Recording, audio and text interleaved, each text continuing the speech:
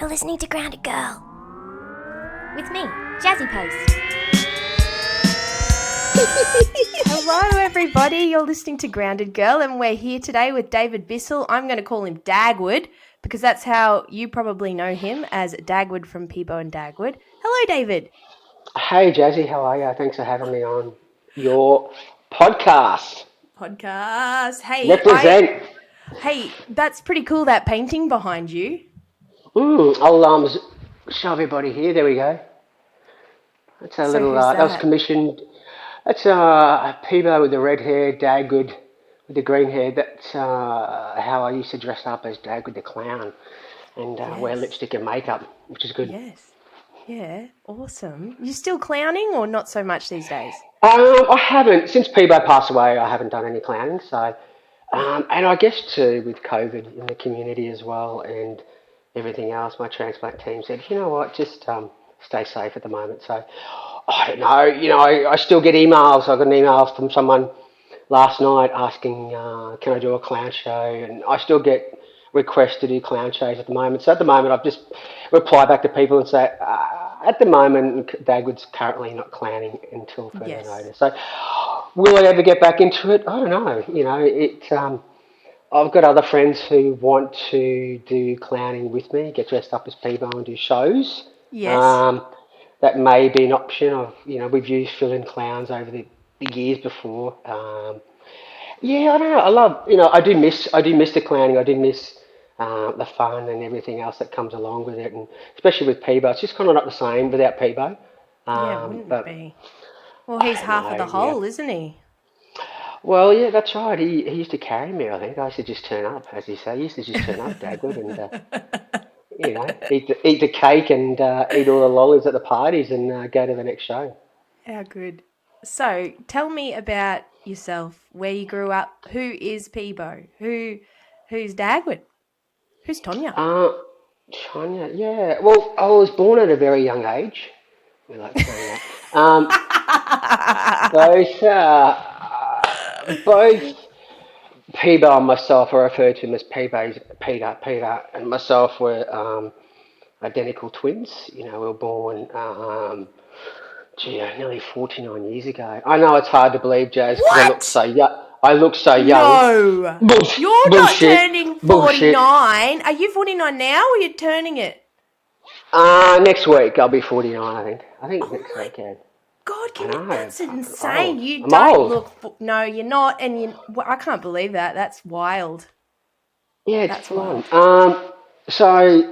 Background about us. Peter and I were born in '73. We were born 8 weeks premature, and Yep. back then we weren't expected to survive the first night because we were so sick and so unwell. And Mum and Dad didn't know they were having twins because 49 years ago they didn't have scans and all that stuff. So what Yeah, happened right. was. Mum just thought she was having one, and the doctor said no, you've had twins, and they were like, what? And when the doctors come and saw Mum and Dad and said, listen, your boys are very unwell, they won't survive the night. Have you got names picked out for them? And they hadn't, because it's all still a bit of a shock. So they named us after the doctors, who delivered us at the time, Oh and my God. That's like that yeah, movie Junior almost. Well, not really. You yeah. know So I that mean, movie? is it Junior? Yes, yeah, yeah. Is that with Arnold Schwarzenegger? Is that it? And Danny And Danny DeVito. DeVito? That's Yes. it. Same. I don't know who. Peebo is probably more Arnold Schwarzenegger. I'm probably more Danny Oh, DeVito. wait. No, that's the movie Twins. I'm thinking of Junior's Twins. the Sorry, one. what's Junior? Oh yeah. Junior's the one where Junior. Arnold Schwarzenegger gets pregnant and he has the baby. Oh, okay, that's it. I can't keep up with Yes. the Arnold Schwarzenegger movies. No. Yeah, that's right. It's very current. So they named us after the doctors, and for obvious reasons, Peebo and I were always thankful they weren't female. Um, Yes. hence Yes. female names. But listen, I guess like we had a sister Tonya. She passed away in '98 with cystic fibrosis, but she had been diagnosed not long before we were born with cystic fibrosis, and not a lot was known about cystic fibrosis.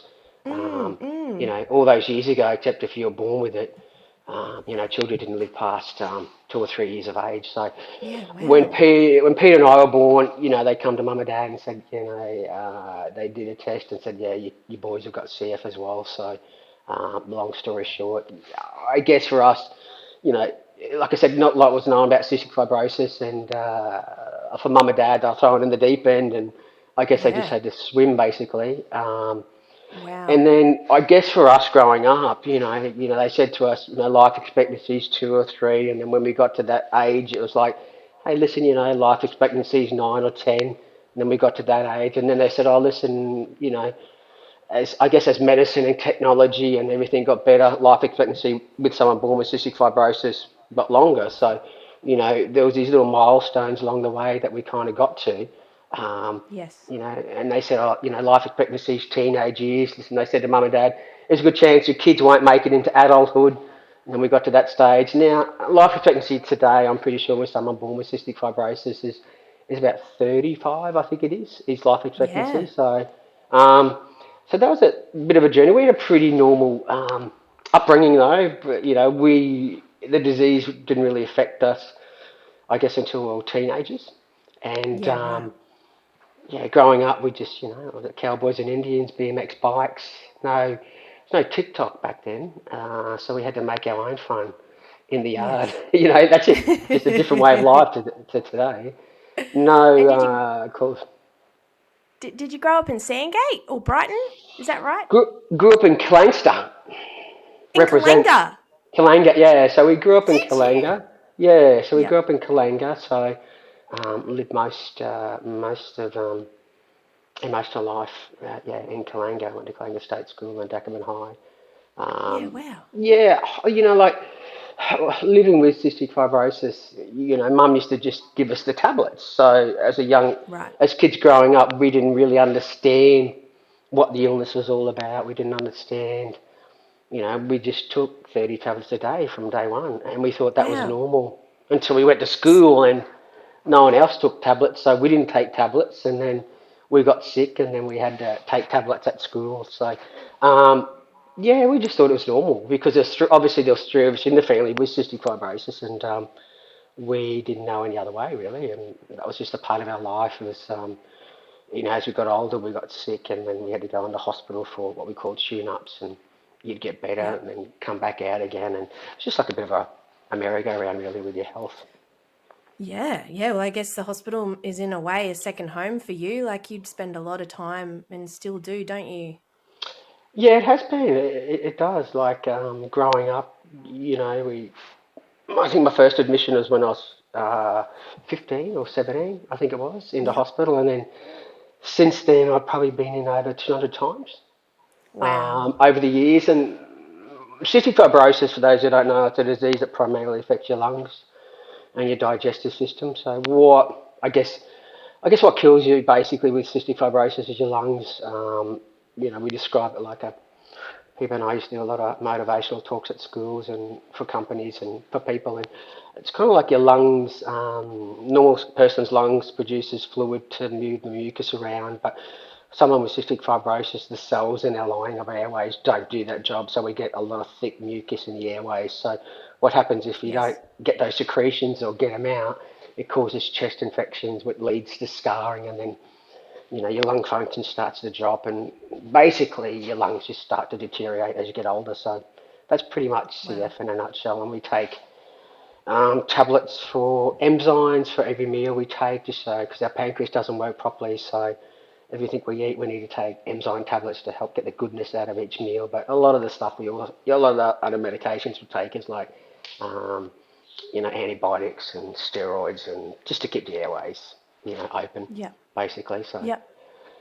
It's not Wow. much, I think it's, remember, I don't know, it's just swallowing tablets, Jazz. It's not much, really, I speak to, Mm, I think life's about perspective, and some people say, that's oh, true.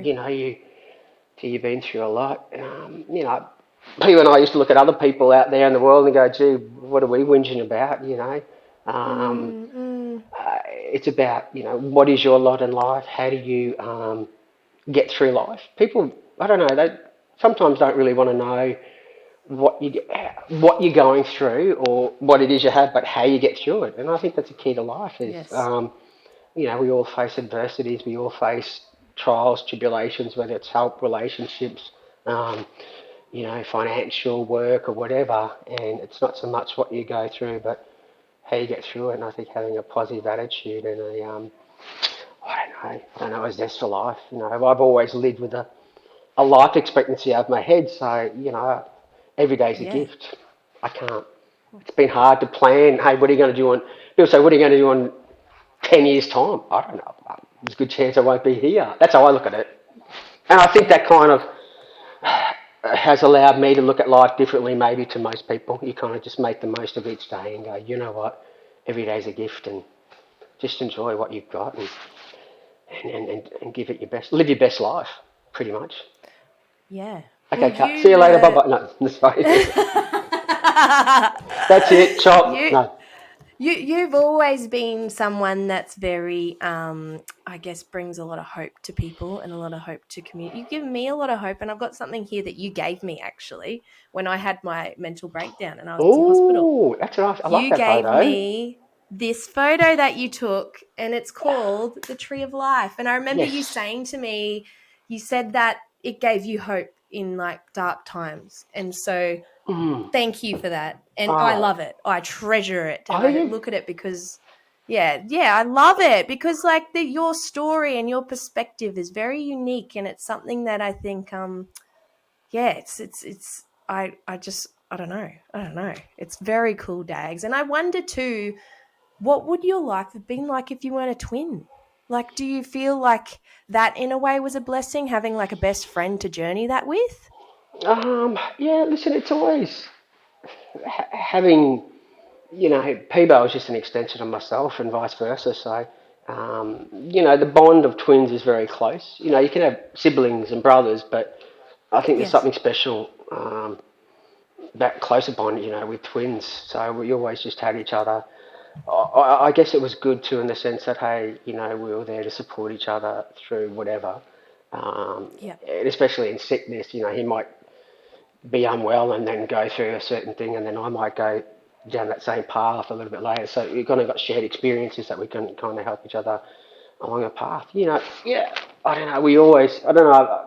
It's hard to imagine life without having a twin, growing up with a twin, because I don't know any other way. But yeah, True. I guess it kind of, yeah, if it was just myself, yeah, you'd probably be different, And I guess having Tonya as well, our older sister, Mm. she was 2 years older, and Mm. she had CF as well. So I guess, the three of us in the family living with a life-threatening illness, living with Mm. uncertainty about how long you've got to live, and I take my hat off to my mum and dad as well, because Mm. if you put yourself in a situation where your kids have three of your kids, they basically say you ain't going to make it to childhood or make it through it. Oof. It's pretty tough times, and they've been pretty stoic and supportive over the years, and having a loving environment and a caring environment has helped us, you know, Yep. to get to where we are today, and you just make I the gotta most of it. ask, Dags, do you get angry? Do you get angry about it all? No, listen, I don't know. I think not so much angry. I used to get angry at. I don't know. No, I don't know any other way. I don't think. I think it's. Mm. I watched a show on TV once where it was about a young girl whose muscles turned into bones, and I watched that and I went, "What am I whinging about?" What? There was a Really? What do you documentary. mean? That's There was a documentary of a what? girl, her muscles would turn to bone, and she couldn't move. And you watch these things and you go, Whoa. well, I've got CF. I just take tablets. Yes, I get sick. I go into hospital. Yes, my life expectancy is X, Y, Z, or whatever. But at the end of the day, to look at me, I look okay. I can get around. I'm not, Yeah. you know, incapacitated where I'm lying in bed and can't do anything for myself. So I think for myself, it's like it could be worse. I think Yeah. Peebo and I used to have a saying that, if you had to put your hand in a bucket of trouble and you pulled out your situation or cancer and 3 weeks to live, you kind of go, you know what, I'm Mm. doing okay. Yes. It's for my life as It's well. perspective. It is perspective, and I think that's the key. Like I said, we all go through different times. There's tough times in life. There's great times. There's fun times. You cherish them, and but there are some tough times, and it's like I said before. It's how you get through them, and where do you get the strength from, or how do you get through those tough times? I think is the key, and having the right attitude and support helps a lot. I think. And has comedy been something that's gotten you through? Yeah, they say.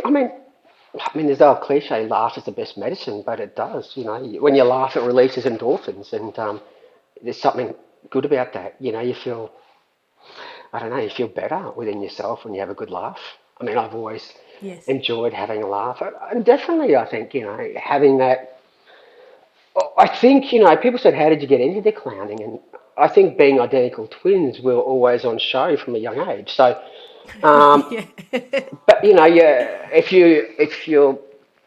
your parents if you got twins, you dress them the same. You do that until, people, we used to say that, we stopped dressing the same and mum stopped dressing us when we were 19, so, but, so I think as twins you're always on show, and then people would go, would come up to you and, twins.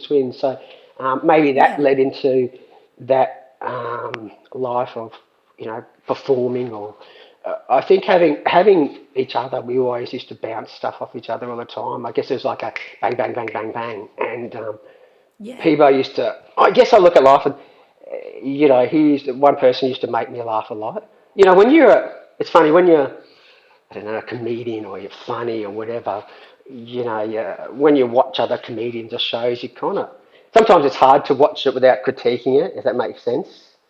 Yeah. And it's kind of like, I don't know, you just got to let yourself go and just enjoy it, but yeah, Peebo and I he used to make me laugh a lot, whether it's in the clown car or just doing stupid stuff growing up all the time. So that's what I miss a lot about, him not being here anymore. Was just, we could just be silly and say stupid things, and we had a language or a bond that nobody else really understood.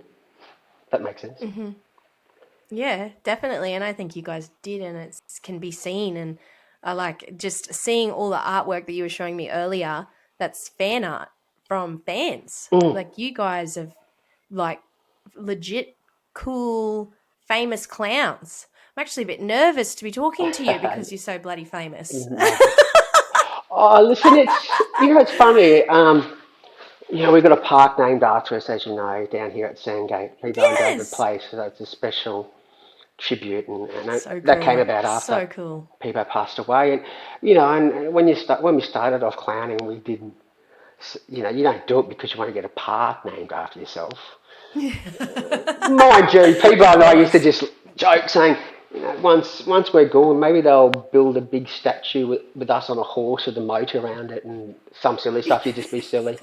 Yeah. But yeah, you just you find something in life that you enjoy doing and you love doing, and you keep doing. Clowning was fun. We used to get paid a lot of money to go and eat birthday cake and have parties all the time, and we'd do the kids' parties, and the parents say, hey, Peebo and Dagwood can come back and do the adult parties, and they were harder to leave because sometimes Peebo and I had a drink or two, we had to decide who was driving home.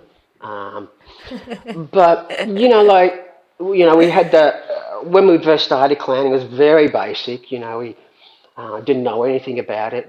I think our first ever show was for the Cystic Fibrosis Association down at Wynnum, and I think I had a unicycle back in the day and a couple of magic tricks, and they said, hey, and I did a show once for someone dressed up as a clown. I looked very dodgy. There are photos of me. That's right. No, I did. I'd love to see them. I did a clown show for my first ever show. I did a show for a friend, family. I think their daughter's now 30 or something like that. She was 6 at the time, and I got dressed up as a clown. I didn't even have a clown nose. Like classic clown nose is red, and all I had was this is a true story, the lid of a blue deodorant bottle that was half rounded, and I drilled holes in it with string.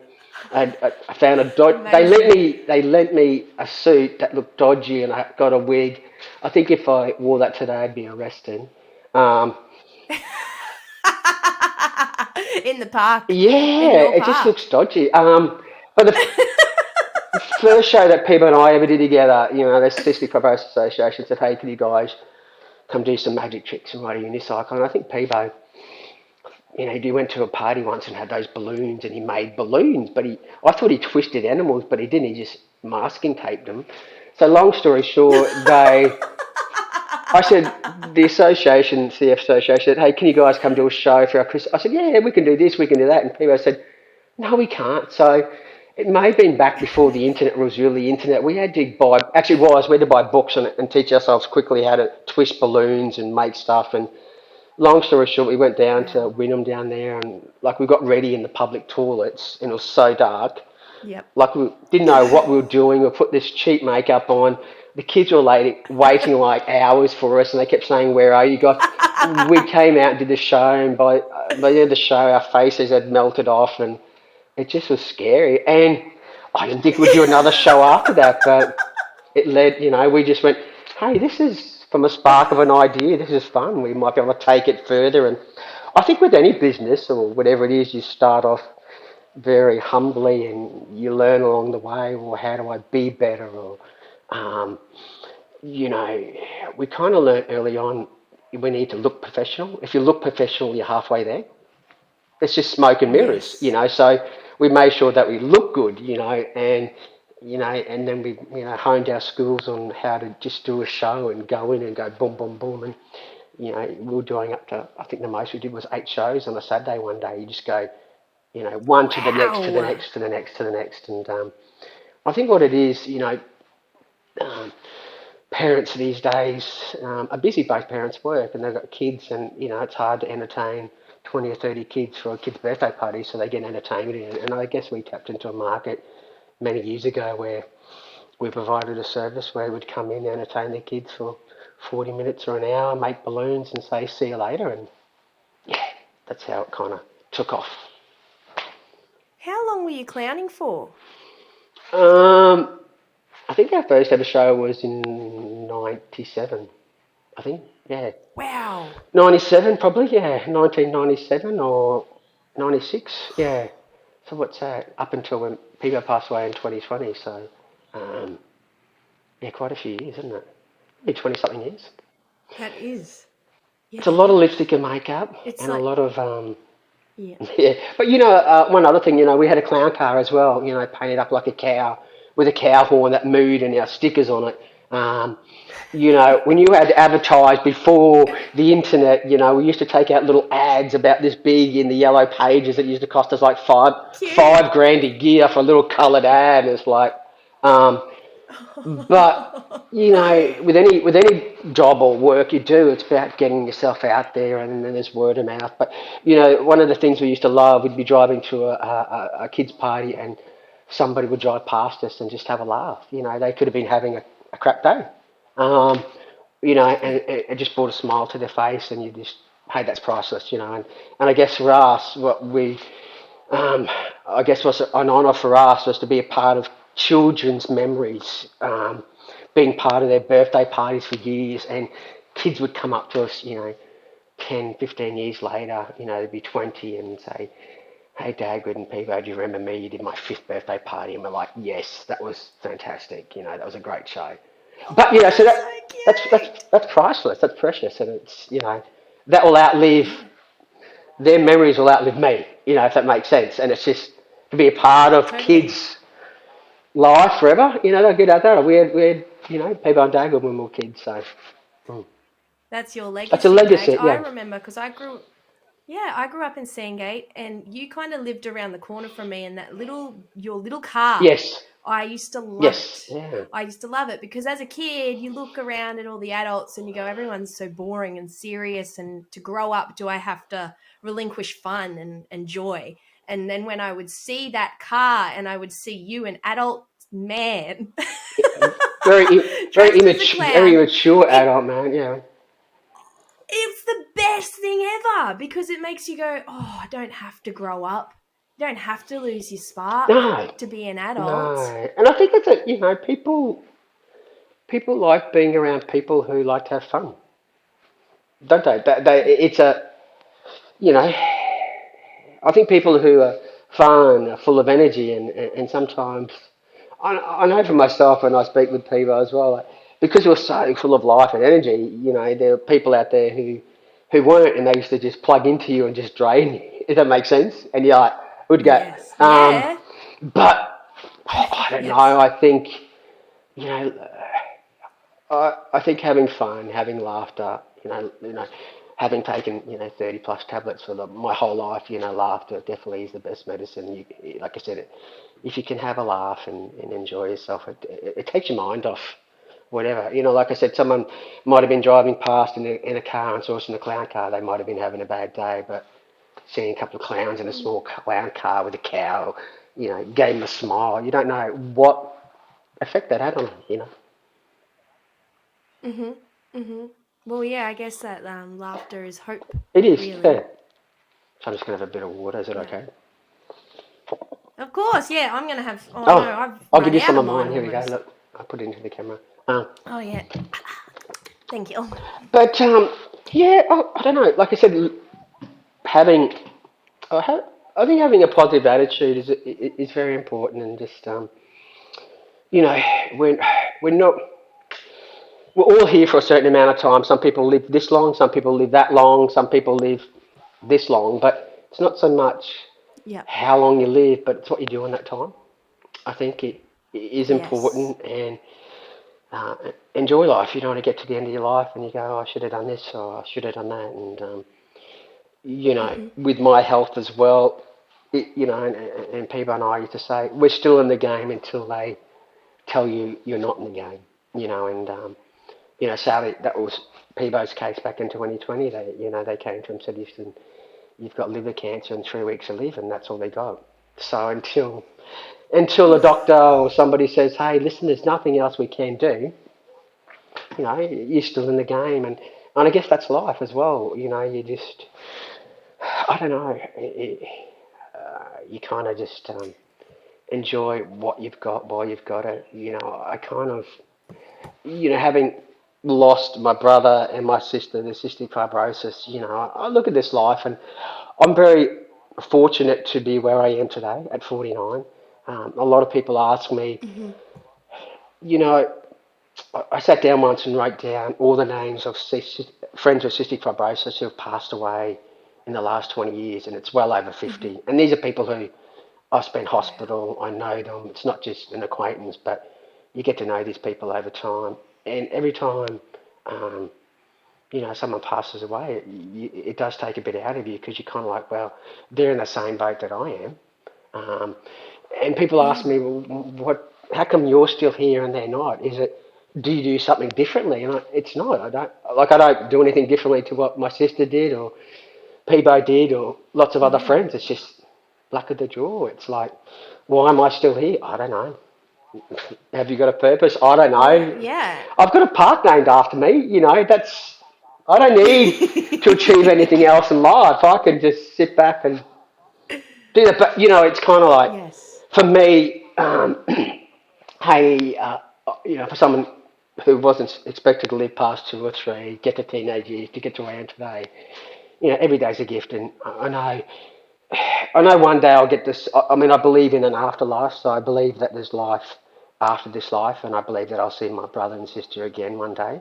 And when that day comes, it's going to be another big party. So for me, that's something to look forward to. That's that Yes. hope that, hey, I'll see them again one day, in the next life. And not saying that I want to go to be with, I mean, there's a part of me that wants to be with them now, but I've still got a life to live. But Mhm. when my time is up here, Mhm. you know, You made peace. listen, I've had a good life, and it's like, well, hey, the next life begins, and I get to see them again, and that's what I look forward to as well. I think that helps. Of course, you've got a massive reunion party I on the think other so. side. I might have to put on the big clown boots again with Peebo. I don't know. That's it. And like, do you have that? Like, are you a very spiritual person? Because I can see that your spirit is very strong, and I wonder if that's a part of having a weaker physical body. Maybe that means that you really do rely on your spirit, Listen, we your inner. we were brought up going to church. My parents will go to church, so we were brought up with I guess a biblical background, faith. I believe that there's a God and there's a heaven, mate, as well. And I believe that, listen, this life is just a short, maybe compared to eternity. I don't know what form it's in. I don't know what it's going to be like. But having that, I guess that spirit life or that, I pray not as often as I should, but you got someone there to go, oh, hey God, help me out here or something like that. It's not just you're not relying upon yourself, and I don't know. It just gives you that having a faith in something that helps you through those tough times, and I found it's helped me over the years. Um, you know, to get through some tough times, and I don't know. I have got that spiritual part within me. I don't go to church or anything like that, but I've got that basic. Yeah, but you've I've got a got basic, faith. I've got that basic faith, and I just look forward to, I guess the next life and how that is. I don't know. No one knows, but you kind of Yeah. just run with it. I'm not scared of dying. People ask that question: "You're scared of dying?" I'm not scared of dying. Mm. Um, I guess the scary part is before I die. That's probably more scary than Yeah. the actual process of dying. The whole process of dying. Moving to the next life. I'm not scared about that. But I know with Peebo, those last 3 weeks, he was very unwell and very sick, and it was hard to see or watch a loved one, especially your twin, go through as much pain and suffering that he did, and then pass away. And I don't know. I don't want to go through Um, that type of thing, No, but I don't know. We can't. of Unfortunately, course. stuff like that's out of our control, and you just run with it and just go with it and see what happens. Do you feel like their spirits are close to you? Like, do you ever have any woo-woo moments where you go like, oh, that little thing moved, or the light, or so you'd be thinking of them and you'll see a bird, or do you ever get signs that they're near? No, not really. I think you might see a butterfly or something, and you kind of think, oh, I wonder if that's Peebo or Tonya. I think that's more Oh, a just me, sign. just you kind of that's a nice thing to think. You know what I mean? I don't have those moments. Yeah. I mean, I do every night. Walk outside and I look up at the Southern Cross and with the stars, and Yeah. I always just talk to Peebo and Tonya and ask them how their day is. So I try and do that. I look up and just I see the Look at the pointing, the stars. pointer to the Southern Cross, and you've got the four stars or three right ones, and I just have a chat to them, ask them how they're going. And so that's my little thing that I do each Yeah. day when the stars are out, obviously. But getting back to your Yeah. question, I don't really have any. I've had any experiences where um, I think people and I had some twin stuff when we were growing up. It was funny, one time I bought him Yeah. a Chris. We never used to buy each other presents because it's like, well, it just cancels itself out, being twins. Does that make sense? You know? Yeah. What's Yeah, mine is it's like, yours, well, hey, sort I'll of thing. buy you Yeah. a shirt. You just bought me a shirt. Well, why do we need it? And one time, I Yeah. think we used to Yeah. buy, Yeah. Yeah. when we did buy each other's presents, I went to a shop and I bought him an old Starsky and Hutch t-shirt, and I went, oh, he's going to love this. And then he bought me a present, and on Christmas Yeah. Day, we opened it up and we had bought each other the same present. It was like a freaky twin thing, massive. We just went, where'd you get that from? That's I said, I got mine weird. from New Farm. Where'd you, yours from? Chermside. No way. And it was the same shirt. And then one time, I think I bought a pair of Havanas and I turned up the Peebo's place and they might have been pink or something and he had the same pair and I said, when did you buy them? Yesterday. You did not. I did too. So there was a couple of freaky twin things that we had over the years. Um, Yeah. You're in I don't know, sync. it was funny. People say, does your brother feel anything if you hurt yourself? And I said, let me see, bang, bang. But um, so not really, yeah. So I don't know. If you look for things, I just for me, I just look at the stars and that I feel close. I kind of look at the stars, and to me, that's kind of Yep. like a heaven or whatever, universe far away. And I kind of think that they're beyond the stars is why I look at them. Hmm. That's awesome. That's beautiful. And Dags, do you think that you and Peebo probably such light beings creating joy and laughter because you're dealing with such heavy things in your life. Like, do you believe you can have comedy without tragedy? You know how they say that they're one in the same. You can't have one without the other in a way. Maybe, What do you think yeah, about probably, that? yeah. I don't know, is comedy a coping mechanism? I'm not sure. Is it,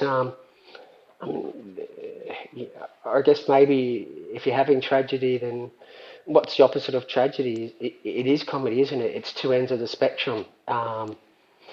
So maybe Mm. it balances it out. I guess with anything, if you're going through some tough, dark times, you've been in that bucket, you've been in that dark place, but you also, um, if you have that humour or comedy or zest for life or passion for life or positivity, that can kind of get you out of those times as well, maybe. I think maybe they interlink or intertwine. Can you have one without the other? Maybe you can. I just know from my own experience that having that attitude and that fun and that zest for life is definitely it's hard because I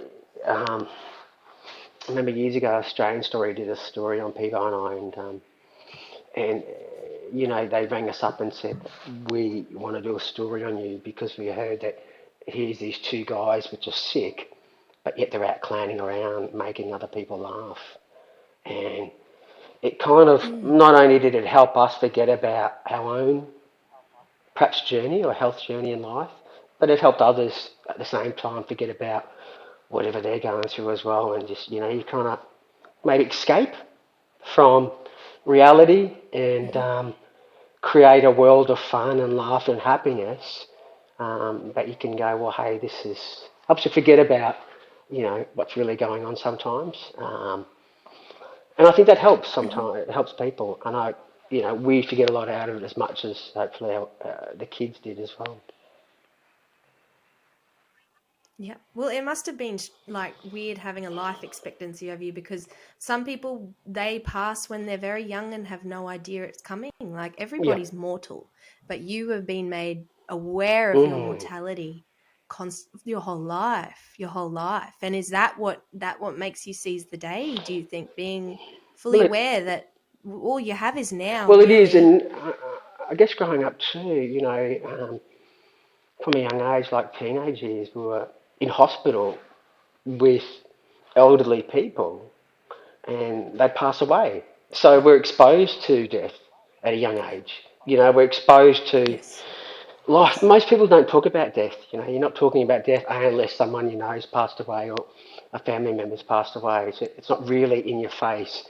But when you have an illness Yeah. such as cystic fibrosis and high mortality at a young age, you got friends who are passing away. It's actually you're faced with life in itself type thing, if that Yeah. makes sense. You're kind of faced with Hmm. you know, life is not forever, like you said, the mortality of it, and you kind of maybe deal with that and come to grasp with it and go, well, hey, I have got a certain shelf life, but when that is, no one knows. No one knows. And a lot of people say to us, yeah, but I could get hit by a bus as well. And I say to them, I can still get hit by that same bus as well. Does it make sense? That's right. It's Yes, like, exactly. oh yeah, but no one knows. I could get hit by a bus. I said, yeah, I can still get hit by that same bus as well. But yeah, That's it it. does give you Yes. perspective. Knowing that hey, I'm not going to be here forever. And hey, I didn't. When I had my lung transplant, I was only on the list for 10 days, and I had half an hour left to live, and I just got my lungs just in time. So Wow. if it was, So you in that moment thought you were about mm, to die. Have you faced that moment quite a few times in your life? Because when I watched the Australian Story, it seemed more that you were in the more compromised position at I was that a lot. time. Out of the three of us, Tonya was always the sickest, and then I was Yeah. probably the next sickest in the sense, and then Peebo. I guess when we put that down to how many times we were in hospital and getting treatment, Um, But yeah, it kind of, there've been a couple of times there when you kind of think, well, is this it? And it still happens today. So, I mean, I had COVID a few weeks ago, and every time I get sick, even today, it's like, well, is this it? Because you don't know. And Yeah. post-transplant, I don't have an immune system, or my immune system is very Right. much compromised because I take anti-rejection tablets. So I have to take anti-rejection tablets every day of my life to these transplant lungs that I have. I have to trick them to say, no, they're yours, they're yours, they're yours, they're yours. But you only can do that for Yeah. so long before they say, no, they're not, and Wow. then it's game over. So um, not having an immune system, if you do get a bad cold or a flu, that can kill you. And it is scary sometimes when you've got fevers of 39 and a half and you're really crook. And I think this time last year, I got rejection as well. I was very sick in hospital, and there's been other times where I've had sepsis and I've been in ICU, and it's like, well, maybe time's up. But Wow. with the transplant, I remember the day clearly that, I was on the transplant list and just went downhill. And it's hard getting on the transplant list because you've got to be sick enough and well enough to have a lung transplant. But you also got to be ready. You've got to be mentally ready as well. It's not Wow. just, the doctors just don't come and say, you're having a transplant this week. It doesn't work like that. You've got to get to the point where you have to accept that where you are in life with your health, there's nothing else that you can do to get better. And the only option left really is a double lung transplant. And if you don't have one, there's a good chance you won't be Well, here in 2 to 6 months' time. And you have to kind of um, accept or, grab it by the horns and go, well, hey, whatever happens, happens. I've had many friends who've had lung transplants and who have died waiting for lung transplants, didn't get a transplant. I've had friends who have had transplants and not woken yeah. up from the table. I've had friends who've had Yeah. transplants and then 2 or 3 weeks later died. But I mean, there's all these things you Yeah. kind of consider, before you make that decision. And for me, it was like, well, there's not really anything else the doctors can do to extend my life. The only thing that's going to extend my life is a lung transplant. And like I said, I went downhill within 10 days and just got the lungs just in time. And I remember it was a Sunday, and they came in the morning and said, I hadn't slept for a couple of days, and they just kept me alive. And they said, we've got a set of lungs, but we won't know until this afternoon whether they're suitable. Because if someone's a donor with organ donation, there's only a certain percentage of the population. I think it's only like 1% who are organ donors. It's yeah, I could be Really? wrong. It might be a bit more than that now. It might be just say it's 5% of the population who can donate organs, but out of that, they only can Yep. they can't use every single organ. That's not Like many. someone might. So when someone wants to become a donor, they say yes, donate Wow. this and donate that, but they've got to check to make sure there's no cancer in the lungs, there's no anything else. You can't 100% every time use a donated set of organs because you've got to look at it. So it reduced the pool a bit more. So Wow. for myself, um, I didn't know if I'd make it to that afternoon because I was really crook. I couldn't move basically. And then they came in and said, "We're a go, full steam ahead." And I knew at that time that before they come and saw me afternoon, I knew if I didn't get that transplant, I didn't have another day left in me. That's how close it came. And it's like, well, Wow. it's out of my hands. Whatever happens, happens, and you just kind of Yep. go with it, I guess. And do you remember waking up Yeah, after the yeah. People said, transplant? "How was it?" And I said, "Painful," because I had like 6 drains in. I had a tube down my throat. I had, you've been Oh, cut open from here, so you're in a lot of pain. wow. There's footage of me on, I think, on YouTube of there just when I wake up after the transplant, and yeah, Yep. it took a good 6 months to heal. Your chest has been cut open, and Yep. your body. Yeah, That's a your long body has time. gone through a massive trauma, and you're taking all these new medications now that Yeah. your body never used to have, and your other organs all have to work together to make it happen and work. And yeah, even after transplant, there were, in the weeks straight after, I didn't think I was going to make it because it was hard yards. you couldn't walk, I couldn't get out of bed, I couldn't go to the bathroom, I couldn't do anything. And you're like, well, will I get better? And then in life, you kind of look for myself when I've been unwell, it's hard to look further down the track, so you kind of got to set yourself little goals and, hey, if I can get out of bed today, that's one small step, or if I can do this, you kind of set yourself small goals rather than big goals, Yeah. And but I'm very fortunate that I live in a place where I can get top quality care and treatment for my illness. And if it wasn't for the Prince Charles Hospital and the medical staff and the doctors and everybody else over the years, I wouldn't be here today. So for them, they people and I used to say, hey, we do the magic on the weekends, but they do the miracles to keep us alive during the week.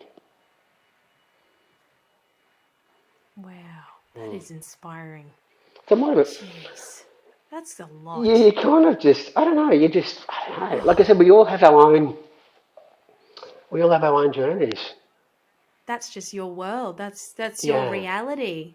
That's your reality. But it's very inspiring, and I wonder, like, what words of advice would you have for young people with cystic fibrosis who are going through that and facing these things? Like, would you have any words of encouragement, or what helped you, I or think, excuse me, I think what happens, and I see it a fair bit, is, okay, when someone's diagnosed with CF, the parents wrap them up in cotton wool and protect them, and right? it's like they can't do this, I can't do that. But, I always, hey, Yes. my parents just said, hey, get out there, be normal, because there's going to come a time when you won't be normal.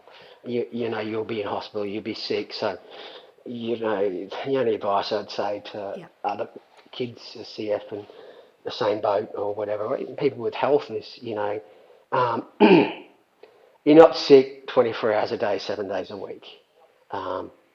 When the time you are well, just enjoy those times, make the most of it, and there probably will come times when you're unwell, and that's when you just deal with it. Then like I've never been one to say poor me, poor me type thing. Like this is my lot in life, but it's kind of like you make the most of the time you've got while you're well, because it's going to come a time when you won't be able to work, you won't be able to do this. And I've spoken to a lot of other CFs, and they leave hospital and they go straight on a pension, and I go, but your lung function's 3 litres. You're normal. You can work. You can do stuff. It's like get out and do it because you're okay. I mean, sometimes, like I said, parents wrap the kids up and kind of defines them. Oh, you've got cystic fibrosis as a badge.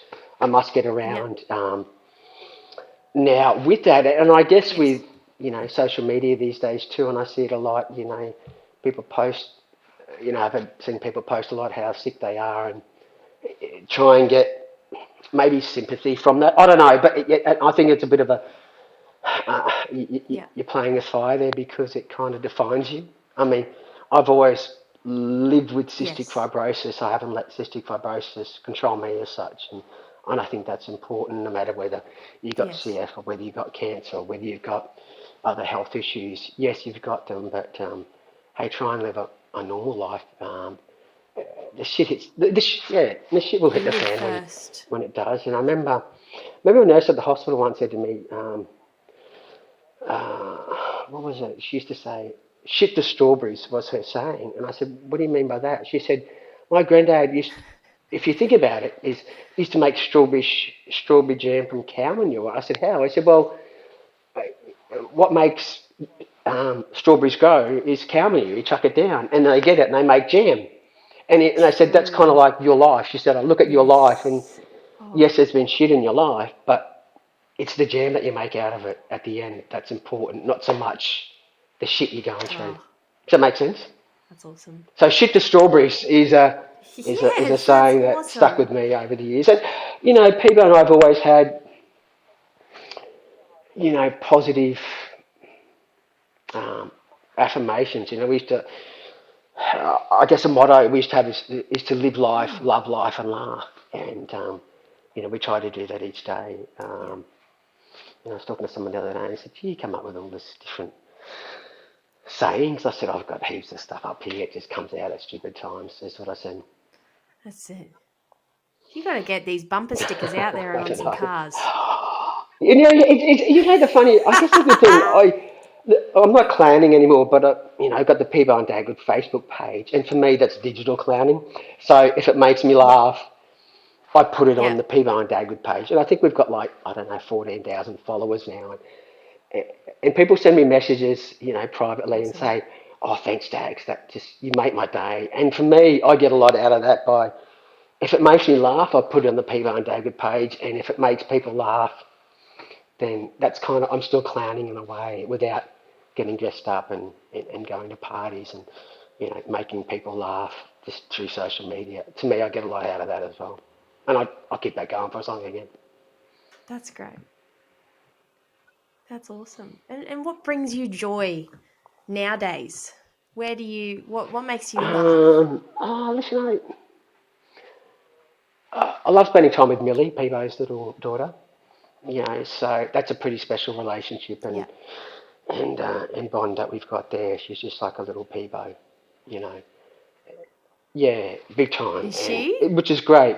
So we've got that Wow. connection. And I remember when Peebo was passing away, Millie would say, "Oh, is Daddy going to live?" And I said, "He won't," which is hard, the conversation to have with her.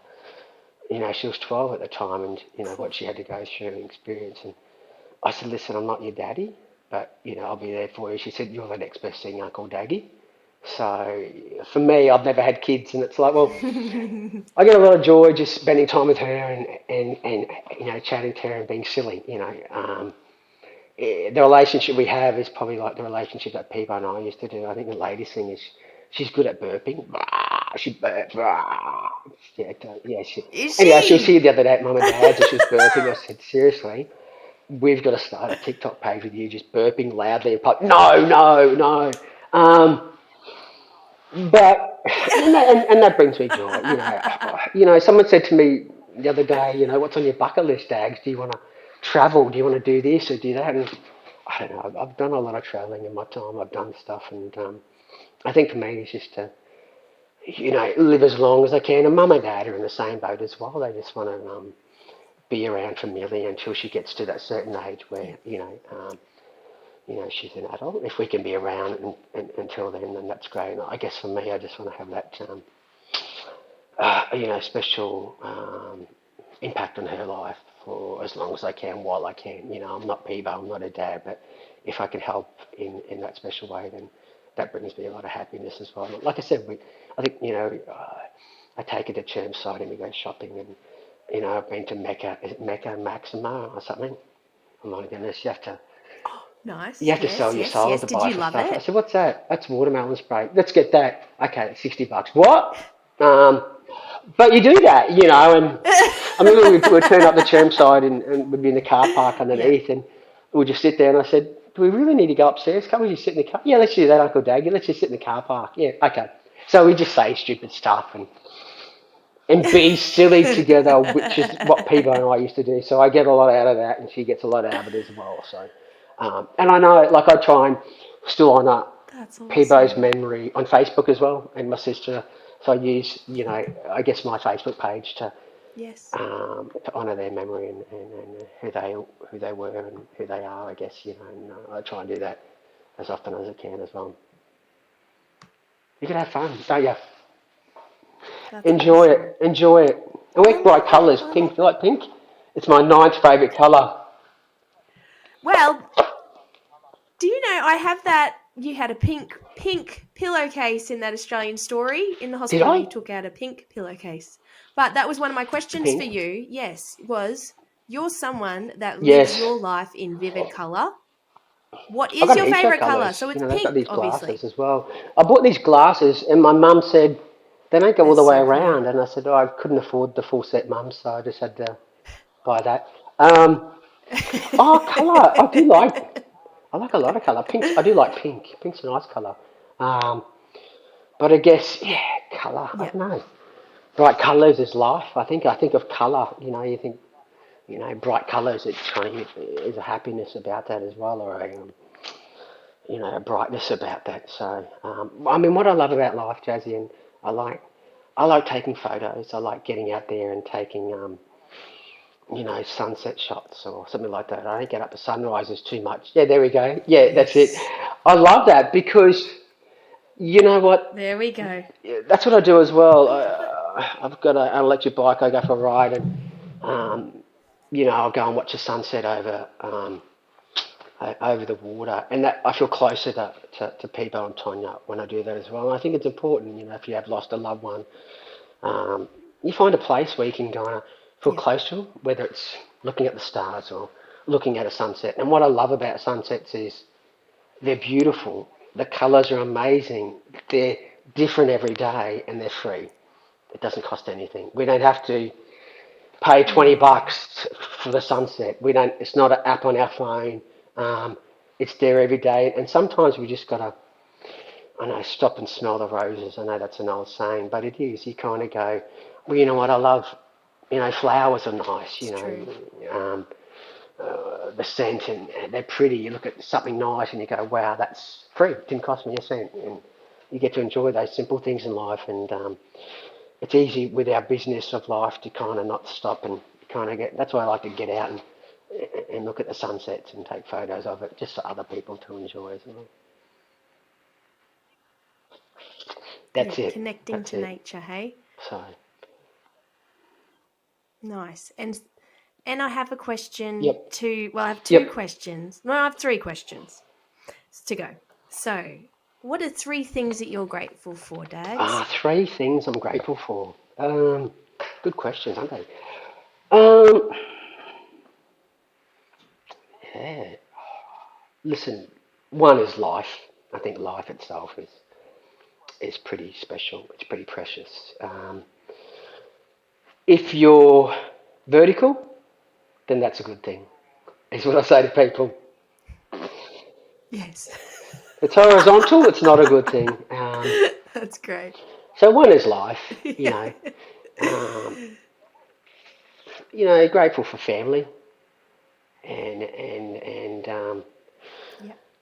just grateful for I don't know, just being able to, I guess, just enjoy the small things in life. Like I said, like the sunsets and experiencing. I kind of look at it and say, I do believe every day is a gift, and to make the most of it. And if I'm every day I wake up, and if I'm here, then hey, that's a bonus. And a lot of people,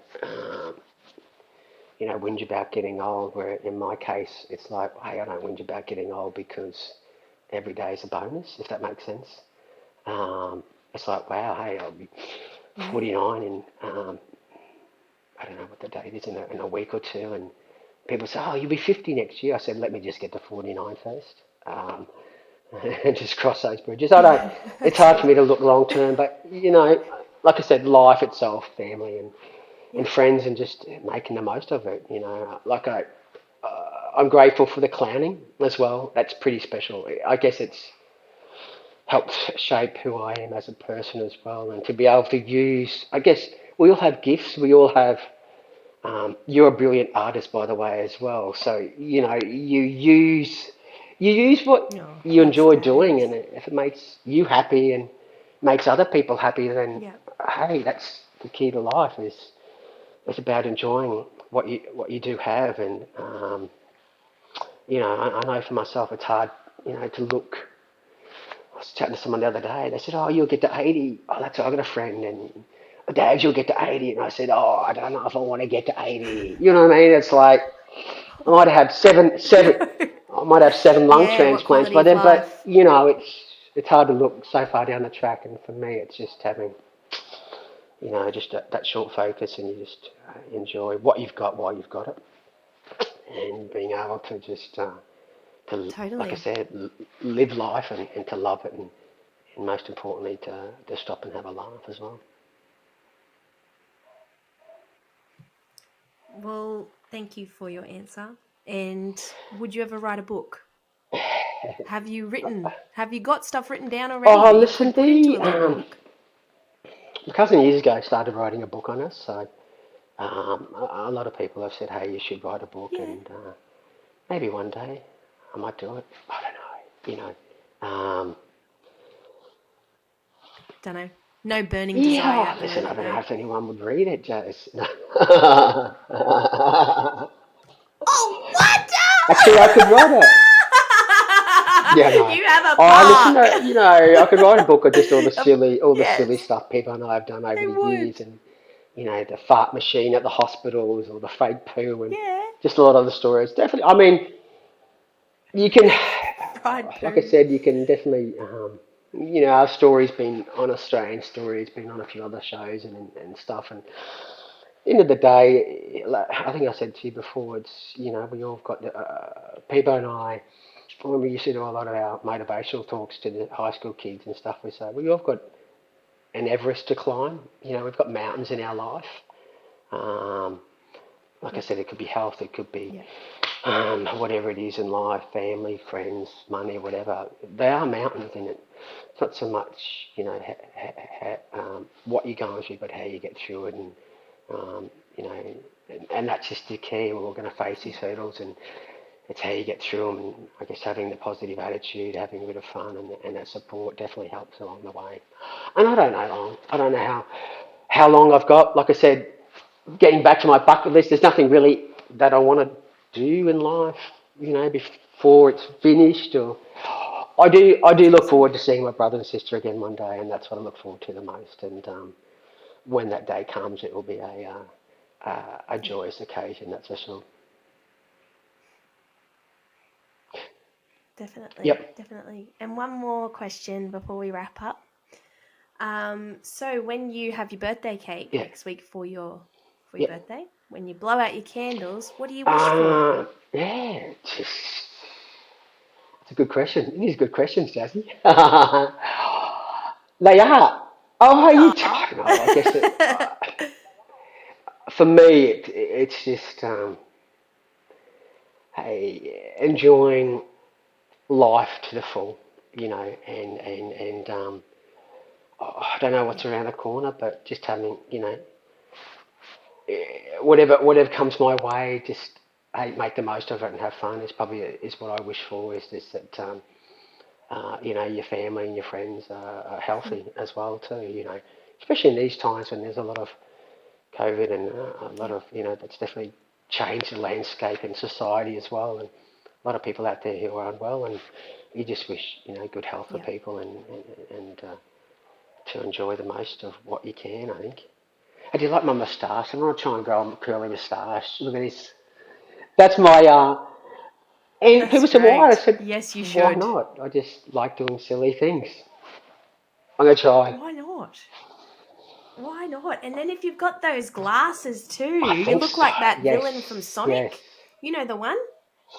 I'll And see he's if I got the can do glasses and this. then he's got that. Might do it one day. I said, "Millie, what do you Yes, reckon?" She said, "Do it, Uncle Doug." You said, "There's you no should. rules, Millie." I said, "There's no rules, Millie. There's no rules. You just Yeah, enjoy I life love and it. I love yeah, it. and I guess having a park named after us is, I guess it's a tribute to. It's funny. I am Peebo. I am Dagwood, but I'm David as well. Does that make sense? Yeah. So the park is really it's what Peebo and Dagwood have done over the years and brought joy. But I'm a part of that, which it's quite surreal. But Yes. it and I think before I go is Yeah. you know you look at your life and you go yes, life is short. How are people going to remember you when you're not here? What is your legacy? And I think that can help shape Yeah. um, what you do from day to day. It's like, well, how am I going to live my life so when I'm not here in 5 years' time or 10 years' time, are people still going to remember me? Hopefully you conduct yourself and live a life where Yeah. you kind of not only you're proud of what you've done and what you've achieved, but other people are as well. And that's the key: is what's your legacy when you go. So, hey, thanks for having me. Thank you Thank so you. much, Dags. That has just been such a hope. Oh, such a hopeful, wisdom-filled, beautiful No, hour. thank you, Thank you for Jaslyn. lifting my spirits. I hope that yours are lifted, and I hope that you go on to do whatever the That's hell you it. There's no want, because rules. there's That's no it. I've got to get rules, back like to you selling said. houses now, so that's what I do as well. So, That's it. Amazing. Selling That's it, Australia, big hey? time. But it's been a pleasure, and thank you so much, and good luck with everything. And Brilliant. keep on clowning. Thank you, Bye Dags. bye. Thank you so much. Bye-bye. Do I press it now, or do you stop it, or what do you do? Oh, okay. Was that okay? Well, Done. yeah, I'll stop it. Okay. I'll stop it.